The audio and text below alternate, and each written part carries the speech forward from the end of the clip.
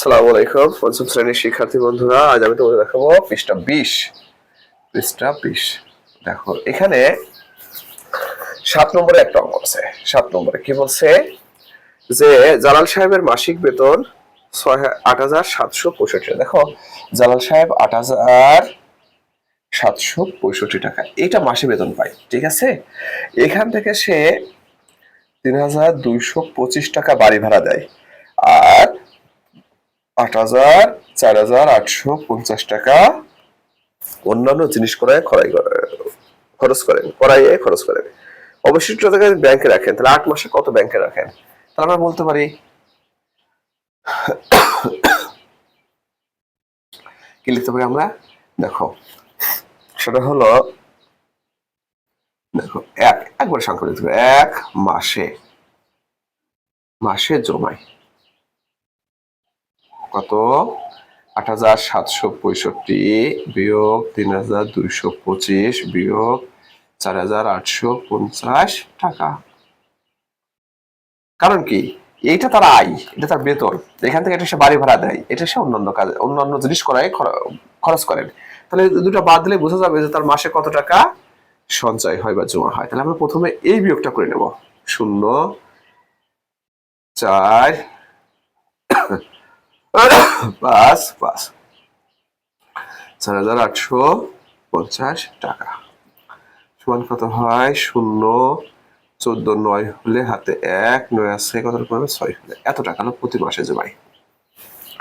তাহলে 1 মাসে যা জমায় 8 মাসে তার 8 গুণ জমায়। 690 গুণন 8 টাকা, তাহলে কত হয়? 0। 8 নং 72 2 হাতে 7, 6টা 48, 48 আর 7 11 টাকা। ওকে, তারপর আমরা এখন দেখবো 8 নম্বর অঙ্কটা। 8 নম্বর অঙ্ক হচ্ছে ফরিদা ও ফাতেমা সেই অঙ্ক, অর্থাৎ ফরিদা ও ফাতেমার একত্রে এত টাকা আছে। কত টাকা? 19,950। দেখো 19,950 টাকা কার আছে? ফরিদার আর ফাতেমার।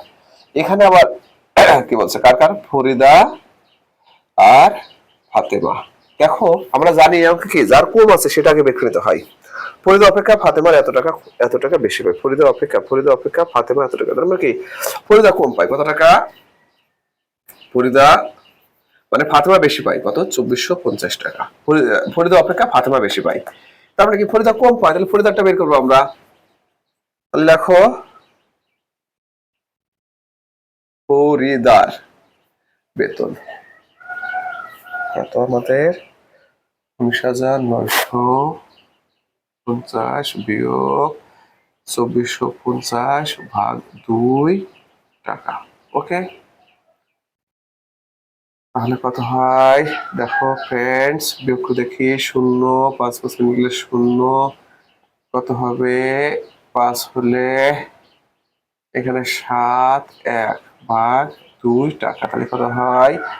8 2 16, 7 2 14, 5 0 টাকা। ওকে, তাহলে ফাতেমা এই টাকা থেকে এত টাকা বেশি পাবে, যেহেতু ফাতেমার বেশি। তাহলে দেখো ফাতেমার বেতন বেতন 8,750 যোগ 2,450 টাকা, তাহলে কত হয়? 0, 5 5 10 0 হাতে 1, 5 7 12 2 হাতে 1, তাই না? 12 2 হাতে 1 3 11। ফ্রেন্ডস, আমরা এবার 9 নম্বর অঙ্কটা দেখব।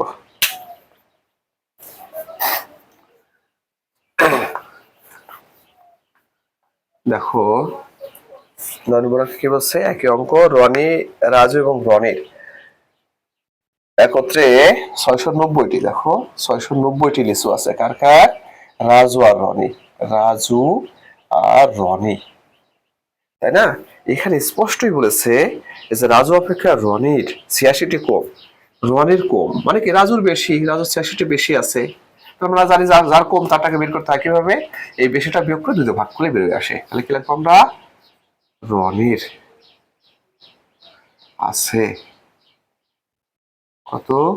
690 বিয়োগ 86 ভাগ 2 টি সমান 604/2t 302t। এবার দেখো রাজুর আছে, রাজুর আছে কত হবে 302 যোগ 86t সমান 388t। ওকে, এভাবে আমরা বের করতে পারি।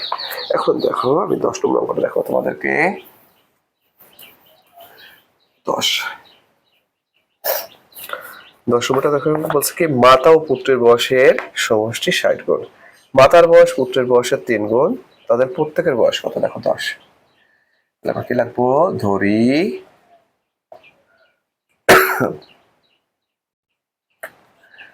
পুত্রের বয়স 1 গুণ, তাই না? তাহলে মাতার বয়স কত, মাতার বয়স 3 গুণ।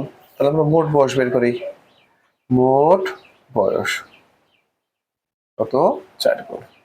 এখন আমরা লিখতে পারি অতএব পুত্রের বয়স,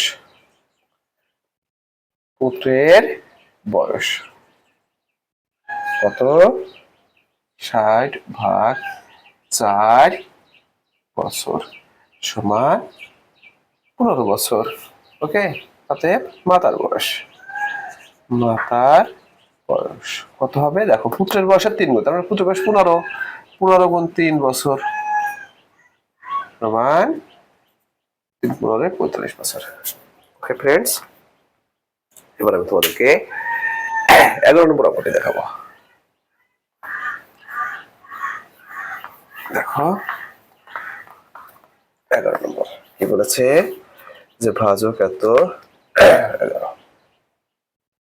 এখানে স্পষ্ট বলছে ভাজক, ভাজক ভাজক কত 78, তারপর বলছে ভাগফল, ভাগাকার ভাগ, ভাগফল কত 25, আর ভাগশেষ, ভাগশেষ কত বলছে, ভাগশেষ হচ্ছে ভাজকের 1/3, তার মানে ভাজকের 3/1 তার মানে কি 78/3 সমান 26। এটা স্পষ্ট কিন্তু বলছে ভাগশেষ হচ্ছে ভাজকের 1/3, 1/3 মানে কি 3/1।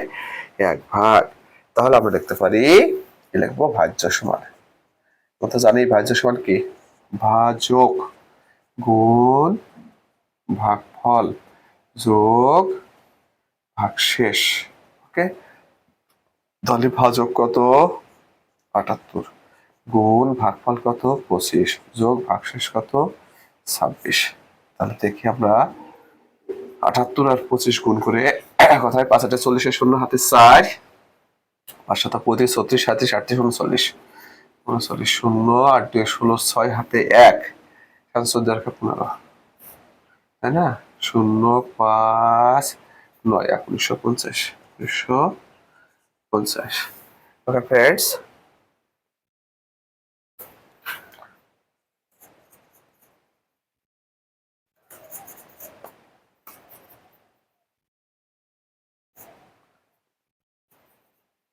ওকে ফ্রেন্ডস, তাহলে আমরা এবার 12 নম্বর অঙ্কটা দেখবো। 12 নম্বর দেখো কি বলছে,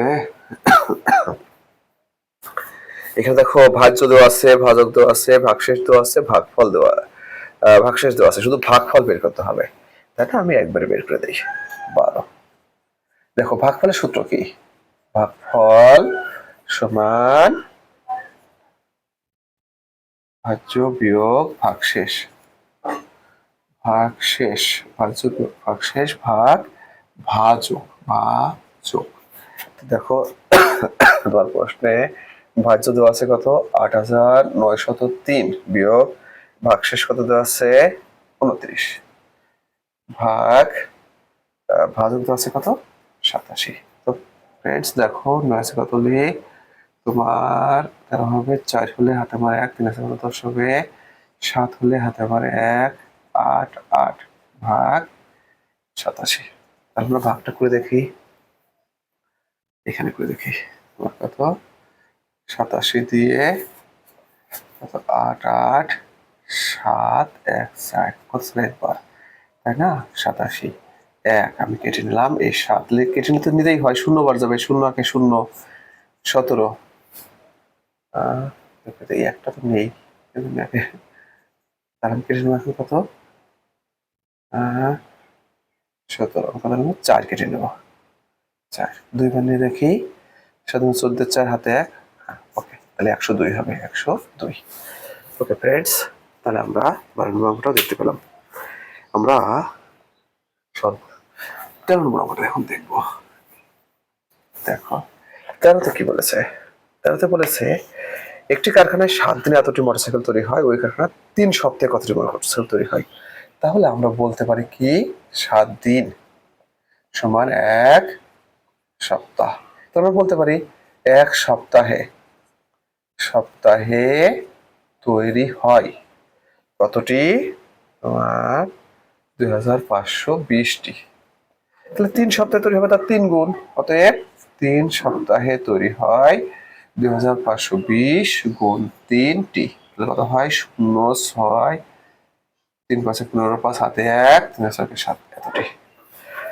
ওকে ফ্রেন্ডস, আমরা এখন 14 নম্বর অঙ্কটি দেখব। দেখো 14 নম্বর অঙ্কটা কি বলেছে, যে আয়শা 72 টাকা দিয়ে 3টি খাতায় করা গেল, 12টি খাতা কিনতে তার কত টাকা লাগবে। একদম সহজ অঙ্ক। 14 দেখো, তাহলে আমরা লিখতে পারি 3টি খাতার দাম কত, 72 টাকা। অতএব একটি খাতার দাম কত হবে, 72 ভাগ 3 টাকা সমান কত হয় 24 টাকা। অতএব 12টি খাতার দাম 12 গুণ একটার যে দাম, 12টার দাম তার 12 গুণ, 24 গুণ 12 টাকা। তাহলে কত হয় 24 আর 12 গুণ করলে 8 4 4 2, তাই না? তাহলে কত হয় 8 8 2 288 টাকা। ওকে, এবার আমি তোমাদেরকে 15 নম্বর অঙ্কটি দেখাবো। দেখো 15 নম্বর অঙ্কটা 15। দেখো 8 কেজি পোলার চালের দাম মূল্য 960 টাকা হলে 4800 টাকা দিয়ে কত কেজি চাল কেনা যাবে। তাহলে আমরা লিখতে পারি 960 টাকায় কেনা যায় কত 8 কেজি। ওকে, তাহলে আমরা বলতে পারি দেখো 1 টাকায় কেনা যায়, কম কম হলে ভাগ হয় আমরা জানি, 960 কেজি। অতএব 4800 টাকায় কেনা যায়, কত হবে 8 গুণ 4800 বাই 960 কেজি। তো দেখো এখান থেকে একটা শূন্য কালি কত থাকে 96, এখান থেকে একটা শূন্য কালি কত থাকে 480। এখন দেখো 8 অক্ষে 8 8 12 96, এখন দেখো 12 অক্ষে 12 4 12 48 শূন্য সমান 40 কেজি। ওকে ফ্রেন্ডস, আমরা এইভাবে অঙ্ক করতে পারি। তারপরে দেখো আমরা 16 নম্বর অঙ্ক দেখাবো তোমাদের। 16তে কি বলেছে, যে একটি মোটরসাইকেল 12 লিটার পেট্রোলে 300 কিলোমিটার যেতে পারে, 100 কিলোমিটার যাওয়ার জন্য কত লিটার পেট্রোল প্রয়োজন। আমরা একইভাবে করবো। 16 দেখো 300 কিমি যেতে পেট্রোল লাগে, পেট্রোল লাগে কত 12 লিটার লি। অতএব 1 কিমি যেতে পেট্রোল লাগে 12 বাই 300 লি। অতএব 100 কিমি যেতে পেট্রোল লাগে কত 12 গুণ 100 বাই 300 লি। দেখো 200 কাটে, এখান থেকে 200 কাটা 3 3 একে 3 3 4 12 অর্থাৎ 4 লি। তো সবাইকে অসংখ্য ধন্যবাদ।